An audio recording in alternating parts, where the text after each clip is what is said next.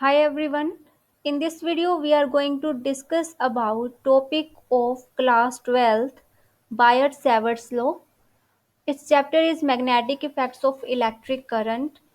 So Biot-Savart's law, here we will find magnetic field which will be very useful in our next derivations. Biot-Savart's law is also known as Laplace law. What is Biot-Savart's law? It is a basic law of electricity and magnetism used to find magnetic field at a point due to a current carrying conductor. कोई भी अगर current carrying conductor है तो वहां पे उसमें क्या होएगा, मैग्नेटिक फील्ड वहां पे प्रोड्यूस होएगा, तो कोई ना कोई मैग्नेटिक इफेक्ट वहां पे होएगा। तो उसके आसपास कहीं भी किसी पॉइंट पे मैग्नेटिक फील्ड फाइंड आउट करने के लिए हम ये वाला जो है लॉ यूज करते हैं। ये बेसिक लॉ है इलेक्ट्रिसिटी और मैग्नेटिज्म में। इसे हम लैप्लेस लॉ भी बोलते हैं। सो फर्स्ट ऑफ ऑल इसकी डेफिनेशन जो है कि it states that magnetic field produce due to a small current carrying conductor of length DL. हमारे पास कोई ये वाला जो है कंडक्टर है, एक्स वाई कंडक्टर। तो इसकी जो डायरेक्शन है वो है अपवर्ड डायरेक्शन। यहाँ पे हमने एक पॉइंट P कंसीडर किया, मैग्नेटिक फील्ड में यह ये पॉइंट P है। यहाँ पे हमने मैग्नेटिक फील्ड जो है फाइंड आउट करना है। अब मैग्नेटिक फील्ड को हम रिप्रेजेंट करते हैं कैपिटल B से। सो एक्स वाई जो है वो कंडक्टर है। यहाँ पे हमने एक स्मॉल पोर्शन कंसिडर कर लिया। पूरी लेंथ जो है कंडक्टर की वो है L। स्मॉल जो है पार्ट वो कंसिडर किया ए से लेके बी तक। तो हमने अगर स्मॉल पार्ट जो है वो कंसिडर किया तो उसे हम डी एल कंसिडर कर लेंगे। उसकी लेंथ जो है that is D L, D for small, small part. तो अगर स्मॉल लेंथ के लिए हम यहाँ पे मैग्नेटिक फील्ड फाइंड आउट करेंगे तो मैग्नेटिक फील्ड बी की जगह क्या हो जाएगा, D B, small magnetic field. Total magnetic field भी will be B, and for small portion it will be dB vector. So now, what will be definition? It states that magnetic field produced due to a small current carrying conductor of length dl carrying a current I at a point of distance r is given by dB is equal to k I dl sin theta upon R square. ये हमने इस derivation में find out करना है। इसकी definition ये होगी कि अगर कोई करंट कैरिंग कंडक्टर है जिसकी लेंथ जो है डीएल है और जो करंट है वो आई फ्लो कर रहा है, और जो पॉइंट है यहाँ पे हमने मैग्नेटिक फील्ड फाइंड आउट करना है, उसकी अगर डिस्टेंस आर है तो मैग्नेटिक फील्ड कितना होएगा उसके लिए, D B is equal to K I D L sine theta upon R square. अब बी क्या है, मैग्नेटिक फील्ड। एल क्या है, लेंथ ऑफ कंडक्टर। आर क्या है, डिस्टेंस बिटवीन कंडक्टर ये वाला and observation point. I current, theta ये वाला एंगल थीटा, ये करंट कैरिंग कंडक्टर है और ये ऑब्जर्वेशन पॉइंट को जो मीट करती है लाइन, इन दोनों के बीच जो एंगल बना हुआ है that is angle theta. It is angle between direction of flow of current and line joining conductor to observation point. अब हमारा जो नेक्स्ट है, हमने डेरिवेशन यहाँ पे फॉर्मूला इसके लिए ड्राइव करना है।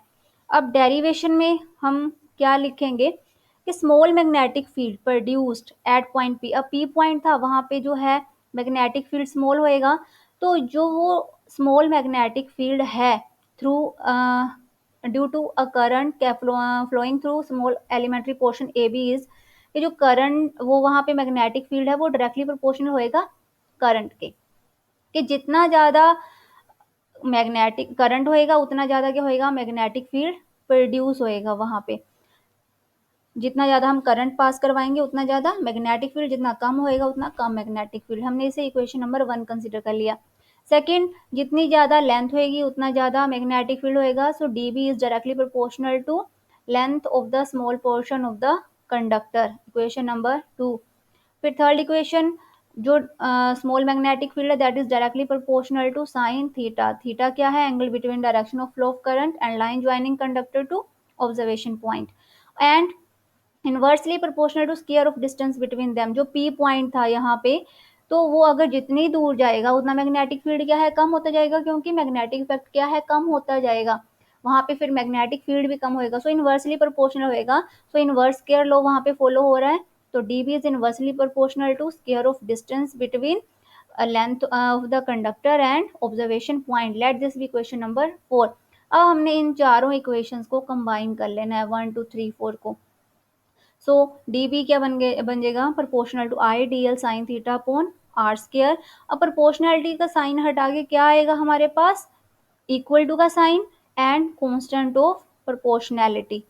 तो क्या आ गया हमारे पास, तो पर इक्वल टू का sign and K, what is K is constant of proportionality, और बाकी एज इट इज ही आ गया। के की वैल्यू क्या होती है, म्यू नोड अपॉन 4 पाई, और म्यू नोड अपॉन 4 पाई की वैल्यू क्या होती है, 10⁻⁻7 टी फॉर टेस्ला पर एम्पियर मीटर, या फिर 10⁻⁻7 डब्ल्यू बी मतलब वेबर पर एम्पियर पर मीटर।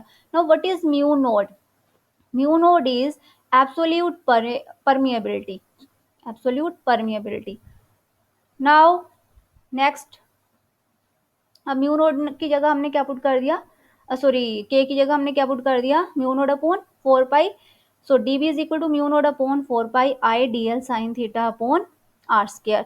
अब नेक्स्ट जो है, अगर हम इसे वेक्टर फॉर्म में लिखें, वेक्टर फॉर्म में लिखना है तो क्या आएगा हमारे पास, वेक्टर फॉर्म में mu node upon 4 pi I D L vector cross R unit vector upon R square. अब यूनिट वेक्टर क्या होता है, वेक्टर अपॉन उसका मैग्नीट्यूड, यहाँ पे हमने इसकी वैल्यू पुट कर दी, तो क्या आ गया, R vector upon R cube, क्योंकि नीचे एक और आर आ गया, 2 पहले थे, 2 + 1 कितना हो गया 3, तो आर एज टू पावर क्या आएगा 3। और अगर हमने इसकी इंटीग्रेशन कर दी, टोटल मैग्नेटिक फील्ड हमने फाइंड आउट करना है, तो टोटल मैग्नेटिक फील्ड के लिए हमने, ये तो स्मॉल पोर्शन के लिए आया है ना डीबी, तो टोटल मैग्नेटिक फील्ड के लिए हमें क्या करना पड़ेगा, इसे इंटीग्रेट करना पड़ेगा। तो इंटीग्रेट किया तो D B, integration and differentiation दोनों कैंसिल हो जाते हैं एक दूसरे से, mu naught upon 4 pi constant है, उसकी इंटीग्रेशन नहीं होएगी, बाकी सारा एज इट इज इंटीग्रेशन होएगी उसकी I D L vector cross R vector upon R square. ये तो था हमारा बायर-सावर्ट्स लॉ। इसी के साथ हमने आगे जो नेक्स्ट टॉपिक करना है, तो उसके लिए हमें दो रूल्स जो है वो हमने पढ़ने हैं। एक है हमारा राइट हैंड थंब रूल और दूसरा है कॉर्क स्क्रू रूल। तो what is right hand thumb rule, right hand thumb rule में क्या होएगा, हमने मैग्नेटिक लाइंस ऑफ फोर्स पढ़ा है, तो अगर हम देखें, फर्स्ट ऑफ ऑल इसकी डायग्राम्स देखते हैं पहले। ये है कि अगर हम एक राइट हैंड जो है हमारा, उसको हम उसे ग्रैस्प करें, if we grasp the fingers of our right hand, तो क्या होएगा, जो थंब है हमारा वो किसकी डायरेक्शन बताएगा, कंडक्टर की, करंट की, करंट इस डायरेक्शन में फ्लो कर रहा है। और जो मतलब जहाँ पे जिस साइड को फिंगर्स कर्ल की हुई हैं वो बताएंगी लाइंस मैग्नेटिक डायरेक्शन किसकी बताएंगी, मैग्नेटिक लाइंस ऑफ फोर्स की। अब देखो फिंगर इस डायरेक्शन में है और जो मैग्नेटिक फील्ड है उसकी डायरेक्शन क्या होगी, फिर जिस साइड को हमने फिंगर्स कर्ल की हुई हैं। सिमिलरली कॉर्क स्क्रू रूल में जो स्क्रू है स्क्रू, उसमें क्या होएगा, जो अपवर्ड डायरेक्शन ऊपर वाली साइड ओपन होएगा तो वो क्या हो जाएगा, उस डायरेक्शन में करंट, और जिस साइड को वो ओपन हो रहा है उस साइड को क्या है, वो डायरेक्शन ऑफ मैग्नेटिक फील्ड बता रहा है। क्लियर। सो अब हम अगर इसके डेफिनेशंस देखें तो डेफिनेशंस में क्या आएगा, first of all right hand thumb rule, right hand thumb rule, if we grasp the conductor in the palm of the right hand, अगर हम अपने राइट हैंड में उसे पकड़े कंडक्टर को, so that thumb points in the direction of flow of current, then fingers हमें क्या बताएगी, the direction in which fingers curl gives the direction of magnetic lines of force। And Maxwell's corkscrew rule, if a right-handed corkscrew is rotated so that it moves in the direction of flow of current through the conductor, then direction of rotation of the screw, जिस side को वो rotate कर रहा है वो क्या बताएगा, magnetic lines of force, और जिस साइड को वो ओपन हो रहा है मतलब अपवर्ड डायरेक्शन, तो वो क्या बताएगा, direction of flow of current. Is it clear. I hope कि आप लोगों को ये वाली दोनों चीजें जो है समझ में आ गई होंगी, रूल्स और जो है बायर-सावर्ट्स लॉ, क्योंकि इसका जो है इसे बायर-सावर्ट लॉ का जो फॉर्मूला है वो आगे हमारी जो है डेरिवेशंस हम करेंगे कि current flowing through a straight sorry magnetic field due to a current carrying straight conductor, तो वहाँ पे हमने जो इसी का रिजल्ट लेके आगे हमने अपनी डेरिवेशन जो है फाइंड आउट करनी है। फिर आगे आएगा सर्कुलर लूप का, वो हम अपनी आगे वाली वीडियोज़ में डिस्कस करेंगे आप लोगों के साथ। तो आई होप कि आप लोगों को ये वाली वीडियो पसंद आई होगी। Thank you friends, thank you so much.